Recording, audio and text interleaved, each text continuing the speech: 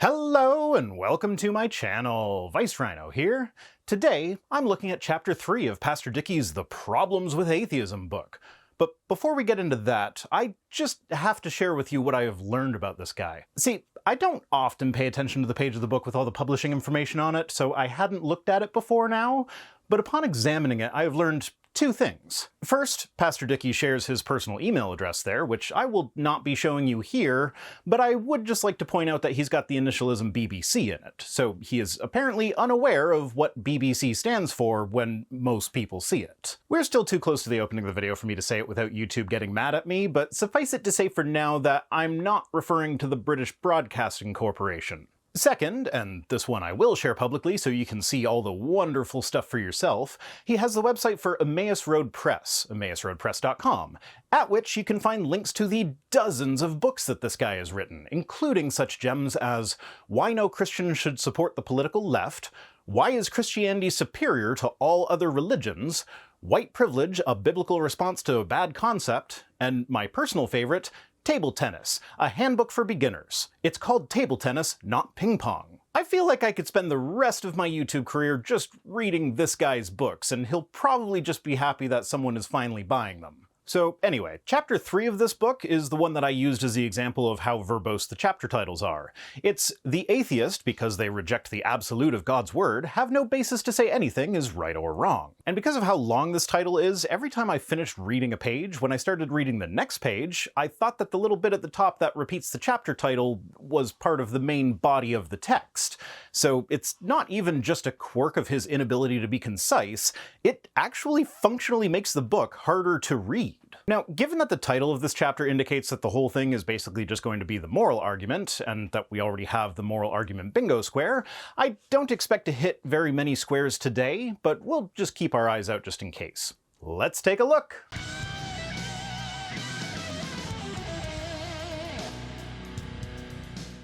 Big Black Cock. That's what BBC stands for. We're far enough into the video that I should be able to say that now. He opens this chapter by asking the question, if there are no moral absolutes, then how can an atheist say anything is good or bad, right or wrong, holy or evil? First, I would say that holy and evil don't exist in the sense that he means them, and honestly, it's kinda weird that he would even use holy as part of a question regarding language that atheists would use. I don't know any atheist that would call anything holy, except maybe as part of an exclamation, like holy shit. But somehow I don't think Pastor Bob here would approve of that usage. Second, it is entirely possible to describe something without making reference to an absolute example of that thing. When I say that a sound is loud, there does not need to be an absolute standard of loudness by which I make that determination, and different people will experience a sound at different subjective levels of loudness, even if it's the same volume for all of them. When you play two sounds one after another, one loud and one quiet, you don't need an absolute standard of loudness to be able to tell which one is louder than the other one. Similarly, morality is not determined by comparison to an absolute standard, but by comparison to other actions, be they real or hypothetical. And on top of that, morality is highly preferential in nature. Talk to two people about their moral preferences for long enough, and you will eventually find something that they disagree about. Sometimes it'll be big things, like whether the death penalty is moral, but most of the time it'll be little things, like whether stealing pens from the office is moral, or if you should go back to the store to pay for that thing that you forgot in the bottom of your cart. And then we run face first into Godwin's Law. But somehow he manages to be worse than a normal instance of Godwin's Law, as he says, was Hitler's Germany right to say it was good to kill the Jews? The Indians of the Great Plains, the American West practice warfare, cannibalism, torture, slavery, thievery, and worship of evil spirits as a part of their culture and customs. What atheist would have any moral right to say to these tribes of Indians that their behavior is decadent and vile? Like, holy fucking yikes, man. So just to start with the minor complaint of language usage, although I do personally know many Native Americans who don't care whether or not you call them Indians, I also know many who definitely prefer Native American, Indigenous people, First Nations, or one of those terms, and the ones who don't mind being called Indians also don't mind those other terms. So the obvious choice is the term that is most broadly applicable. I feel like his insistence on using the term Indian speaks to his aversion to anything that could be perceived as being politically correct. But often what is dubbed politically correct in a disparaging attempt to disregard it is merely an attempt at being respectful to people. Like, The surname Dickie is Scottish. So if people refuse to call Pastor Dickie here Scottish, instead insisting on the derogatory term porridge wog, that would be a breach of political correctness. Though, being of Scottish descent myself, the term hits differently than it would coming from, say, a proper Englishman. My point is, if I insisted on calling him a porridge wog instead of a Scot, that would be disrespectful, and your insistence that I call him a Scot would be politically correct. If you object to being respectful, then that's a you problem. But to address the more serious concern here, I actually stopped the quote before he went on to say that the Vikings are a bunch of pillagers, the Aztecs and Mayans practiced human sacrifice, and in India it was accustomed to burn widows on their dead husbands' funeral pyres. Side note, because of his aversion to PC things and his insistence on referring to Native Americans as Indians, he had to clarify that he was talking about India when talking about burning widows. What I find most telling here is that he is judging entire societies based on single aspects of those societies that he disapproves of, as though their entire culture revolves around these single stereotypes. Like the Vikings being violent raiders. Most of the written accounts we have of the Vikings come from the victims of their raids in England, so we would expect them to exaggerate their negative qualities. But archaeological evidence suggests that the Vikings were a society of traders who traded as far as North America, Asia, the Middle East, all throughout Europe, and some parts of Northern Africa. In fact, I don't think Pastor Dickie will much appreciate this, but the culture of the United Kingdom was drastically impacted by the Vikings, which included Viking kings of England, for instance King Canute, who brought about general peace and stability. The Viking raids ceased under Canute, because he was the one in charge of them, so not much point in having your subjects raid the land of your other subjects, and he made several institutional changes that persist to the modern era, like the institution of earldoms. This included his conversion to Christianity, for the record, meaning that modern Christian culture and heritage, as practiced by those whose churches had the beginnings in the Church of England, have the Vikings to thank for how it all turned out. For the record, Pastor Dickie is a Baptist, and the Baptists have their origin in the Church of England. So, as it turns out, Pastor Dickie's religious tradition would not be what it is today without the Viking influence, and yet he dismisses the Vikings as a bunch of savage heathens who did nothing but pillage and plunder. If this is how careless he is with his own religious tradition, why would we think he would treat the cultures of traditions that don't directly impact him with any greater care? He seems to be under the impression that entire societies can be wholly encapsulated by just stating a few aspects of them. And I'd be here all day if I had to go through everything he got wrong in just that one paragraph about the cultures that he mentioned. But just to drive the point home, yes, Native Americans did practice slavery, but if we compare the numbers, antebellum slavery was far more pervasive. Somewhere around 3% of Native Americans owned slaves, while in the states that had legal slavery in the 1860 census, the number of families that owned slaves ranged from 3% in Delaware to 49% in Mississippi, with only 5 states that had less than 25% of families owning slaves. On top of that, the majority of the Native Americans that owned slaves were actually the children of European men who raised them to think that slavery was normal. So the Native American practice of slavery was largely imported from the European Christian culture. This is not to say that Native American cultures were bastions of moral fortitude by comparison. Human beings have moral failings, so any culture that is made of human beings will also have moral failings. My point in bringing this up is to show that once again, Pastor Dickie is completely oblivious to the nuance of these cultures, to the point where he completely misses the fact that the culture he is advocating for has close ties to these traditions that he so abhors. Of course, worth mentioning is that the Native Americans did have a form of slavery that was not based on the European model, but it's surprising to me that Pastor Dickie would bring that up, as it was a type of slavery that is very close to the kind described in the Bible that Christians will often argue doesn't really count as slavery. So, for instance, they didn't enslave people based on skin color, and the slaves they took as spoils of war would actually, in the long term, be integrated into their tribe to replace the members of the tribe that were lost in the war. So they're only slaves until they become members of that society. That actually seems like a gentler form of slavery than biblical slavery, in which the prisoners of war would become the permanent chattel slaves and the Hebrews would be the temporary slaves. Now, as an atheist, I am free to say that all forms of slavery are immoral, including those practiced by the ancient Hebrews and the Native Americans. But can you, Pastor Dickie, condemn Hebrew slavery?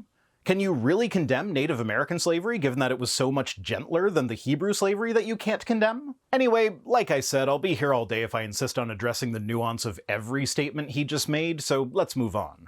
The next thing he says is, Islam has a bloody history of slavery and jihad. The numbers of victims of this culture and religion is staggering over the centuries. Estimates soar as high as over 100 million victims to this religious culture. Side note, if it says high as, then that puts an upper limit on the number, so saying over right after saying as high as makes your statement self-contradictory. Continuing on what authority could an atheist pronounce this as being evil and not good for mankind? Okay, so this is another statement that I could probably dwell on all day, so I'm going to miss a lot in my response here, but just let me start with pot, meat kettle. Estimates are similar for how many have died in the name of Christianity. The Crusades in the Middle East alone are estimated to have had 1 to 3 million victims, and that's not including the Baltic Crusades, the war over the Iberian Peninsula that lasted as many as over 700 years, see what I did there? Or the various inquisitions. And again, that's not including other things like violence against non-Christians that were undertaken by Christians who saw it as their Christian duty, but was not officially organized or authorized by the church. As Miroslav Volf, the director of the Yale Center for Faith and Culture, put it, beginning at least with Constantine's conversion, the followers of the crucified have perpetrated gruesome acts of violence under the sign of the cross. Over the centuries, the seasons of Lent and Holy Week were, for the Jews, times of fear and trepidation. Muslims also associated the cross with violence. Crusaders' rampages were undertaken under the sign of the cross. Now, I have no doubt that Pastor Dickie would dismiss such actions as being outliers, not truly the result of a culture based on Christianity. In fact, Volf does much the same. The next sentence he wrote after the bit that I quoted was, however, an unbiased reading of the story of Jesus Christ gives no warrant for such perpetration of violence. I'd argue that an unbiased reading of the Jesus story is actually completely impossible, as he said so many contradictory things that your biases will inevitably cause you to put more weight on the statements that you tend to agree with more. Like, sure, he did say to turn the other cheek, but he also said, I come not to bring peace, but to bring a sword. But if we treat Christian culture with the same nuance that Pastor Dickie gave to the non-Christian cultures, then Christian culture is one of violent conquest, colonialism, cultural genocide, the bombings of healthcare providers, the assassination of doctors, the raping of children, slavery, the oppression of minority groups, and honestly, I could keep going. You don't get to pass judgment on entire cultures by bringing up 1 or 2 bad things that they did if you don't want other people to do the same to yours. And really, I didn't actually expect the moral argument chapter to be the chapter where he just puts his racism on full display. That was a bit of a surprise. But hey, I read through most of the chapter before I learned about his book, Why Christianity is Superior to All Other Religions. Had I known of that book beforehand, I might have seen this coming. Anyway, he goes on to say that cultures throughout history have had their morals set by majority opinion, and those cultures are, to use his words, some of the most barbaric and disgusting the world has ever known. And yeah, Christianity has been pretty barbaric and disgusting over the years. What sort of civilized culture would, anytime it comes into contact with a new culture, insist that the new culture change to include Christianity, thereby resulting in cultural genocide, or to be wiped out, which is the other kind of genocide? Don't be disparaging other cultures before taking a good long look in the mirror, buddy. At this point, he says that atheists run into a problem when they claim that good and evil can be established based on human traditions, which is not actually something I've ever heard an atheist claim, so sure, if that's what we're saying, that might be a problem, but no, morality is not determined by a vote. Laws are, and laws can often reflect the morality of a society, but that is often an inaccurate measure. So, for instance, stealing is illegal, but is it always wrong? Many people today will tell you that if you see someone stealing food or diapers, you actually didn't see anything. Just let them get away with it. Or maybe even run interference for them, if the opportunity arises. I don't expect that anytime in the future any laws will be passing to make it legal to steal food or diapers, because just from a legal standpoint that doesn't make any sense. I could see laws being passed that have the goal of making such thefts unnecessary, but from those laws you can't directly see the moral stance that people have regarding the theft of food. Realistically, there are a myriad of different ethical frameworks which atheists can use to derive good and bad. Personally, I subscribe to compassionate utilitarianism. The ultimate goal is to prefer actions that increase well-being and decrease harm. The compassionate aspect comes into play when we consider actions that will definitely result in a large increase in harm, but could hypothetically have a corresponding well-being increase that outweighs the harm. But if there's any possibility that this hypothetically good outcome will not happen, then the action is morally bad. So speaking purely from a utilitarian position, it could be a good thing to do the thing that increases the harm, because it is possible that there will be a benefit that outweighs that harm. But with the compassionate aspect, if there is any possibility at all that this hypothetically good outcome will not happen, then the action is morally bad. So even though a Christian might justify the many genocides in the Bible by explaining that God knows everything, so he knew that ultimately the genocide would bring about more well-being than harm, I can say that genocide is always unequivocally wrong, because the likelihood of that actually being the case is so incredibly minuscule that we can treat it as effectively impossible. Also worth mentioning is that when Christians justify God's genocides in that way, they are tacitly admitting that they subscribe to utilitarian ethics, because if God was actually the source of their morality, they'd just say that those genocides were moral because God commanded them, and it is moral to do as God commands. This is an appalling position to hold, but at least it's honest. And at the end of the day, most people don't actually put a lot of thought into their morality. They do what feels right and avoid what feels wrong. And yes, this is largely, though not entirely, based on cultural norms. Preachers and apologists spend their time trying to affect the culture in order to make people feel like the things that they think are wrong, so that those people will then experience guilt as a result of those things, and so need to turn to the church to absolve them of their guilt. And often things that preachers and apologists will focus on will be actions where our natural urges are very strong. And so even someone who thinks that giving into those urges is wrong will still do so on occasion. Like sex. No sex until you're married. Well, I'd wager that even among Christians, it's more common to have sex before marriage than it is to wait. No homosexual sex. Well, if you're gay or lesbian and also Christian, you've now had what is for most people an incredibly significant part of life declared off limits. The church focuses on controlling sex specifically because it is so uncontrollable. He then provides a lengthy quote by Jacques Leclerc, which is from the 1930s and basically boils down to, "It really sucks that people can get divorced now and that laws against adultery and abortion are unenforceable." It ends with the statement, "So true is it that opinion directs society, that he who has control of opinion has control of the nation." And that right there perfectly encapsulates why religious organizations are so terrified of the fact that their influence on public opinion is waning.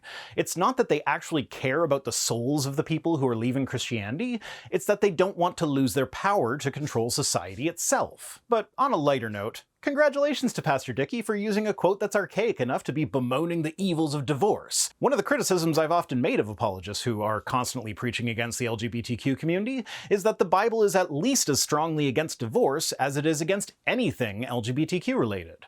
Realistically, it actually speaks more strongly against divorce than anything LGBTQ, so they should be just as vocally anti-divorce as they are anti-gay marriage or trans rights or anything. His takeaway from this quote is that unless the national conscience is based on the Bible, then we can't expect the laws to reflect a Christian conscience. To which I'd agree, and suggest that national laws that do not reflect a biblically based Christian conscience are preferable, especially given how horrifying the legal code of the Bible is. I have no intention of ever executing my kids, no matter how disobedient they are, nor would I execute someone for working on the Sabbath. Hell, I actually wrote this script on a Sunday, so unless you're one of the weird denominations that places a huge emphasis on observing the correct Sabbath, and so consider Saturday to be the Sabbath, my writing the script for this video is a capital offense. And if you are one of those weird denominations, I read this chapter, highlighted it, and made margin notes on the Saturday, so I still get the death penalty for working on the Sabbath. Would you believe that I went away for a weekend getaway this weekend? Apparently I don't know how to leave my work at home. Also, this is completely unrelated to the book, but judging by the reading selection at this Airbnb that we were at, the proprietors are Seventh-day Adventists, which is one of the aforementioned weird denominations. But they also seem to enjoy dirty limericks, so make of that what you will.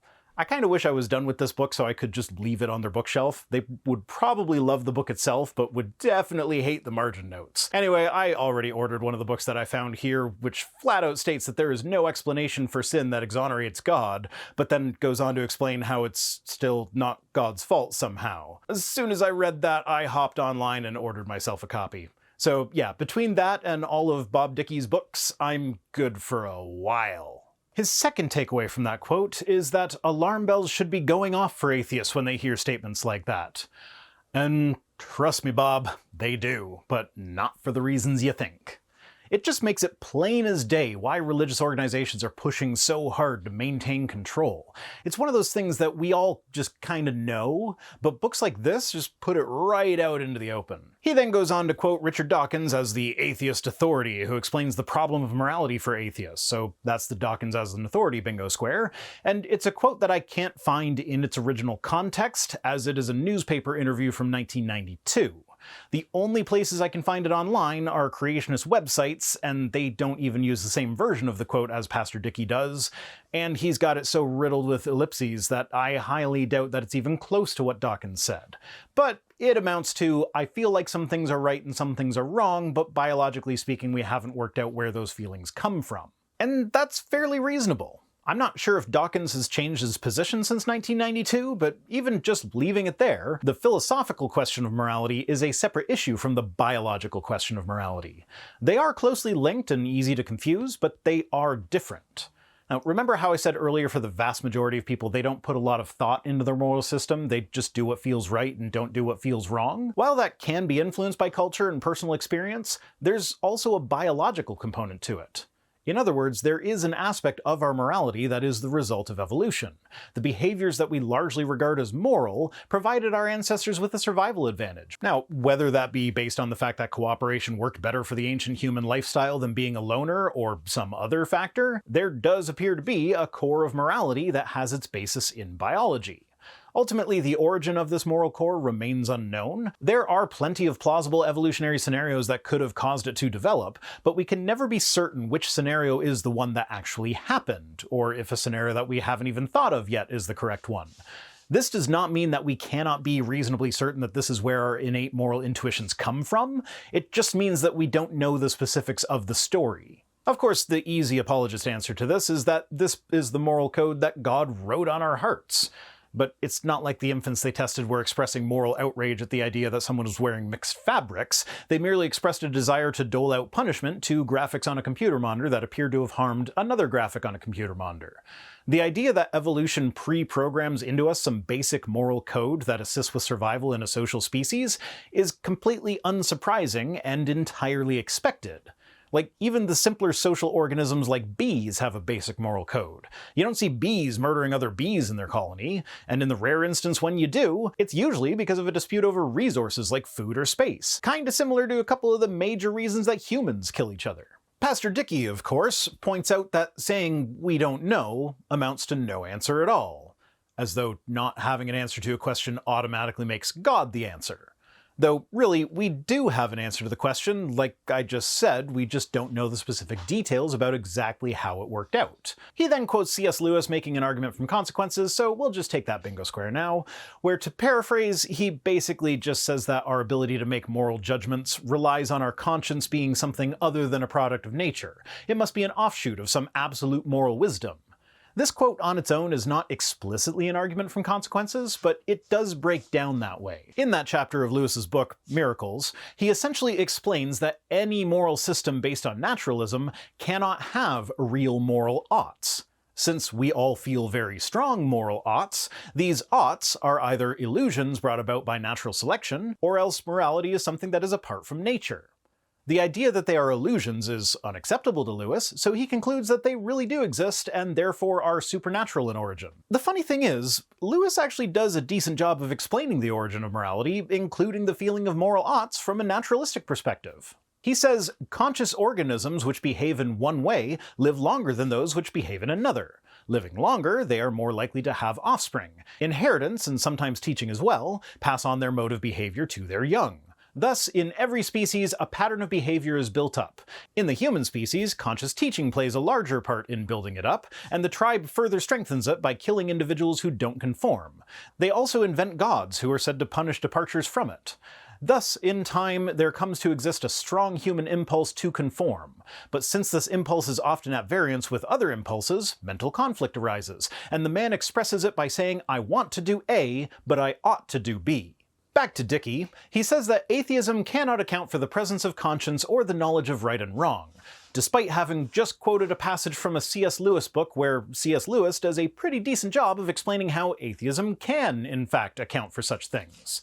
Just because you don't like the way it's accounted for, doesn't mean that it hasn't been accounted for. He now quotes Michael Robinson, who seems to be his favorite. I just took a quick peek at the bibliography, and Michael Robinson is quoted in 4 of the 7 chapters of this book, as well as the introduction, and is the only apologist that is this heavily quoted. And his quotes so far have been, shall we say, less than stellar? Like, so far, he's the guy that we mostly just get quotes within quotes from. In the intro, Dickie quoted Robinson quoting Paul Vitz on how atheists all have bad relationships with their fathers. And in chapter 2, we get Robinson quoting C.S. Lewis about how he doesn't believe in the sun because he can see it, but because by its light he can see. Never mind that you can also just, see it. Let's see what Mikey Robs has for us today.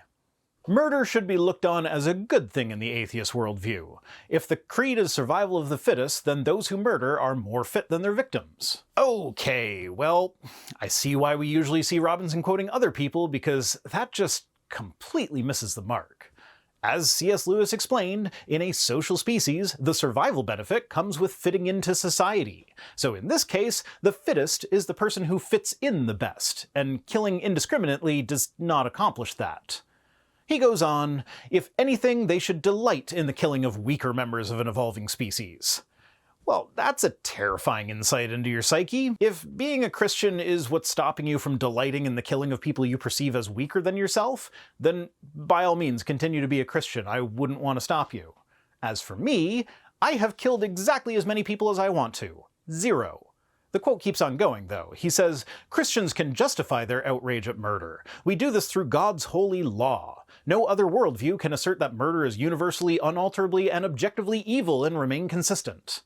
Here's the thing, though. In order to make that assertion, you have to play word games. It's not killing another person that is universally, unalterably, and objectively evil. It's specifically murder, which is defined as the unlawful killing of another person. So this technicality gets you past all the heinous and immoral acts that God commands and commits in the Bible, like the genocides of enemy tribes, because God commanded them. Being commanded by God makes them legal, since we're using God's laws. Therefore, it's not technically murder when they take your infants and dash them upon the rocks. Though one wonders why the people who use this technicality to justify genocide, infanticide, patricide, filicide, and whatever other asides apply here are so hung up on being anti-abortion.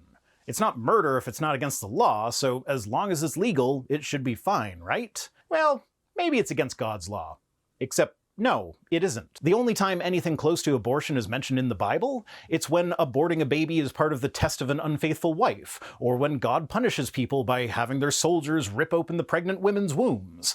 I mean, to be fair, the Bible does call it evil when other tribes do it to Israel, but that seems a tad relativistic for someone who is talking about morality as though it is universal, unalterable, and objective. He concludes the chapter by quoting Greg Kokel, who says, "A moral atheist is like someone sitting down to dinner who doesn't believe in farmers, ranchers, fishermen, or cooks. She believes the food just appears with no explanation and no sufficient cause. This is silly. Either her meal is an illusion, or someone provided it. In the same way, if morals really exist, as we have argued, then some cause adequate to explain the effect must account for them.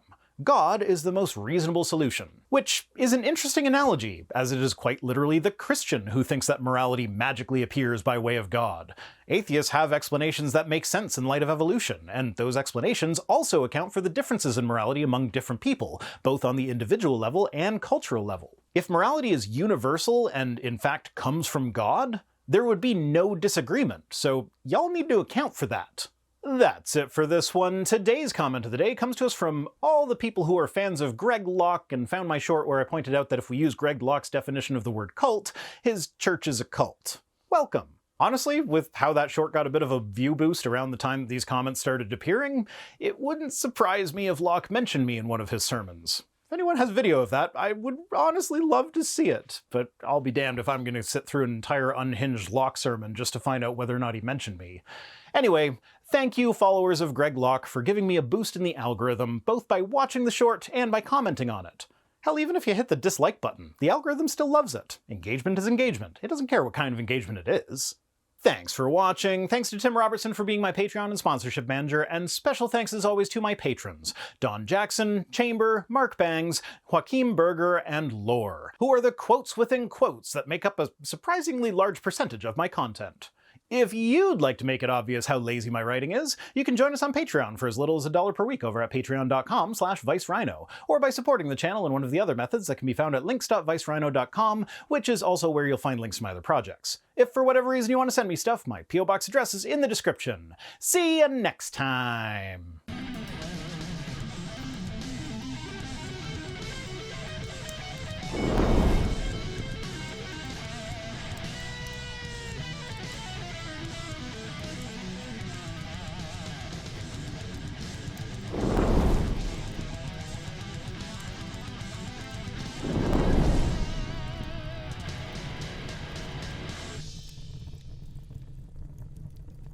Quick after-the-fact PSA, if you noticed a weird scraping kind of noise in the background during this video, it's because there was a guy here painting my living room and taking out the carpet.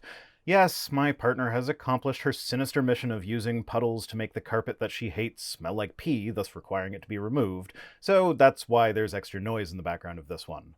But also, this is going at the end of the video because it was subtle enough that a lot of people won't notice it if it's not pointed out, so those people can still fully enjoy the video without that distraction, while those of you who do notice it still get your explanation.